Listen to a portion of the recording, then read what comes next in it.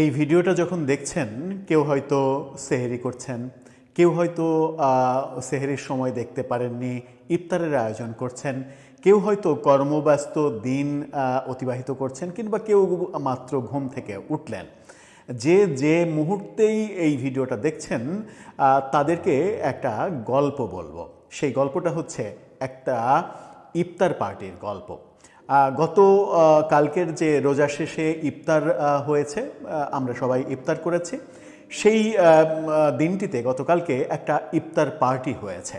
যে ইফতার পার্টিতে আমরা দেখেছি প্রচণ্ড প্রতাপশালী বিগত সরকার অর্থাৎ অন্তর্বর্তীকালীন সরকারের বেশ কিছু উপদেষ্টা এক জায়গায় হয়েছেন এবং তার মধ্যে সাবেক প্রধান উপদেষ্টা বিশ্ববরেণ্য প্রফেসর ইউনূসও রয়েছেন, যার বিরুদ্ধে দুদকে হাজার হাজার কোটি টাকা পাচারের অভিযোগ উঠেছে। অন্যান্য উপদেষ্টার বিরুদ্ধেও সেই অভিযোগগুলো উঠেছে। সেই উপদেষ্টারা এক জায়গায় হয়েছিলেন ইফতার পার্টিতে, এবং সেটা সরকারি বাসায়, সরকারি বাংলোতে। উপদেষ্টা ফজলুল কবির খানের সরকারি বাংলোতে এই ইফতার পার্টি আয়োজন করা হয়েছিল। তারা সরকারের মেয়াদ শেষ করেছেন 17 ফেব্রুয়ারি। ইফতারটা তারা করেছেন ফেব্রুয়ারির প্রায় শেষের দিকে এসে 27 তারিখে ইফতার পার্টি। ততদিন পর্যন্ত তারা বাংলো ছাড়েননি। বিভিন্ন পত্রিকার খবরে বলা হচ্ছে এটা নাকি বাংলো ছাড়ার একটা পার্টি। সেই পার্টিতে আমন্ত্রিত হয়েছেন সাবেক সরকারের কিচেন ক্যাবিনেট বলে পরিচিত একটা মিনি ক্যাবিনেট, যে ব্যাপারটা খুব করে আলোচনা হচ্ছে এবং একজন উপদেষ্টা যেটা ফাঁসও করে দিয়েছেন সম্প্রতি। চলুন একটু কয়েকটা ছবি দেখব, এই ইফতারের ব্যাপারগুলো একটু আলোচনা করব।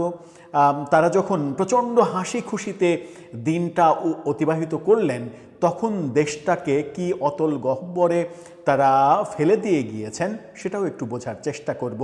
যে অভিযোগগুলো আসছে সেই অভিযোগগুলো নিয়ে থাকবেন পলিটিক্স টিভির। ইফতার পার্টির কথা, প্রধান উপদেষ্টা প্রফেসর ইউনূস তিনি আমন্ত্রিত হয়েছিলেন উপদেষ্টা ফজলুল কবির খান তার আমন্ত্রণে তার বাংলোয়, সরকারি যে বাংলো, সেখানে ইফতার পার্টি হয়েছে। সেখানে প্রচণ্ড হাস্যোজ্জ্বল তাদেরকে দেখা গেছে।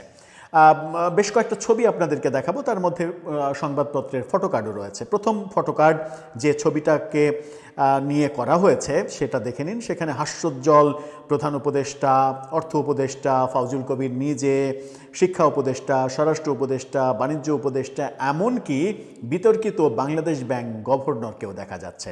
সেখানে লেখা হয়েছে ফজলুল কবির খানের সরকারি বাসা ছাড়ার আগে মন্ত্রীপাড়ায় তার আয়োজনে ইফতার এবং ডিনার। সাবেক প্রধান উপদেষ্টা এবং উপদেষ্টাদের সঙ্গে সাবেক গভর্নরও যোগ দেন। চ্যানেল আই এই তথ্যটা নিশ্চিত করছে। এই খবরটা যখন আপনাদেরকে দেখাচ্ছি তখন একটি পত্রিকা আমার দেশ, সেই আমার দেশ যাদেরকে দেখেছি যে বিগত সরকারকে বেশ মিডিয়া সাপোর্টটা তারা দিয়েছে, অনেক বেশি মিডিয়া সাপোর্ট দিয়েছে, সেই আমার দেশের শিরোনামটা দেখেন। তারা একটা কেক কাটছেন। কেকটা কি উপলক্ষে কাটছেন, ইফতার পার্টিতে কেক কাটা যায় কিনা, সেই ব্যাপারগুলো অনেকে মানে অন্যরকম দৃষ্টিতে দেখতেও পারেন, কিন্তু আমি ব্যক্তিগতভাবে অন্য কোনো দৃষ্টিতে দেখতে চাই না। কারণ কেক কাটার সংস্কৃতি নিয়ে সাম্প্রদায়িক গোষ্ঠী যে ন্যারেটিভ স্থাপন করতে চাই, সেই ন্যারেটিভের ঘোরতর বিরোধী আমি ব্যক্তিগতভাবে। কেক কাটছেন, প্রচণ্ড হাস্যোজ্জ্বল, এবং সেখানে আগের ছবিতে যাদেরকে দেখা যায়নি, আগের ছবিতে মূলত দুইজনকে খুবই মিস করছিলাম। যে আমি যখন প্রথম ওই ছবিটা দেখি তখন মনে হচ্ছিল যে হায়াল্লা খালেদ, আসিফ নজরুল কেন এই ছবিতে নেই, কিংবা উপদেষ্টা রেজওয়ানা হাসান তিনি কেন এই ছবিতে নেই। এই ছবি যেটা দেখাবো আপনাদের, সেখানে আপনারা দেখুন, সেখানে আসিফ নজরুল আছেন, প্রধান উপদেষ্টা ফজলুল কবির তারা কেক কাটছেন, সেখানে আসিফ নজরুলও আছেন। তার মানে একটা শূন্যতা পূরণ হলো। সেখানে পররাষ্ট্র উপদেষ্টা কেউ দেখা যাচ্ছে, পার্বত্য উপদেষ্টা কেউ দেখা যাচ্ছে, অন্যান্য শারমিন মুর্শিদ তাকেও দেখা যাচ্ছে।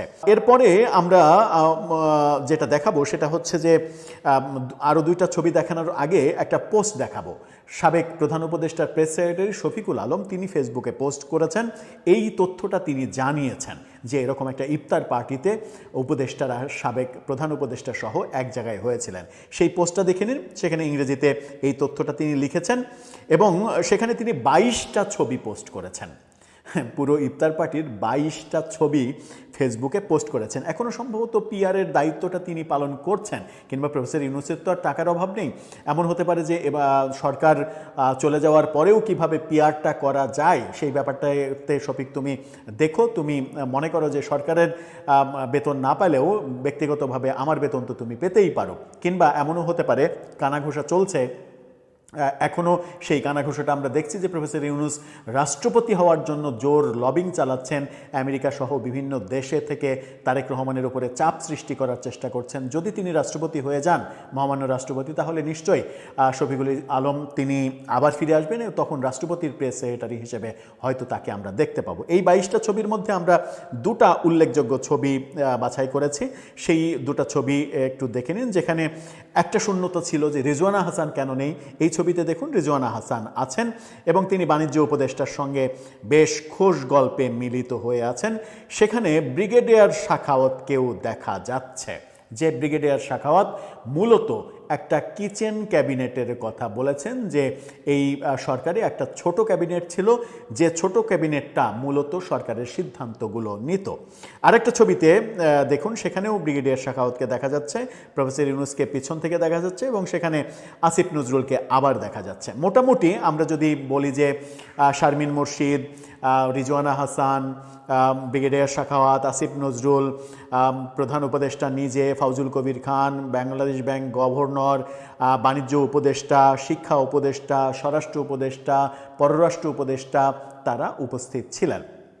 বর্তমানে বিএনপির সরকারের যেহেতু নিরাপত্তা উপদেষ্টা খলিলুর রহমান গিয়ে পররাষ্ট্র মন্ত্রী হয়েছেন, সেহেতু তিনি ছিলেন না। এবং এই আয়োজনে শফিকুল আলমও ছিলেন, প্রধান উপদেষ্টার যিনি প্রেস সেক্রেটারি, তিনিও উপস্থিত ছিলেন।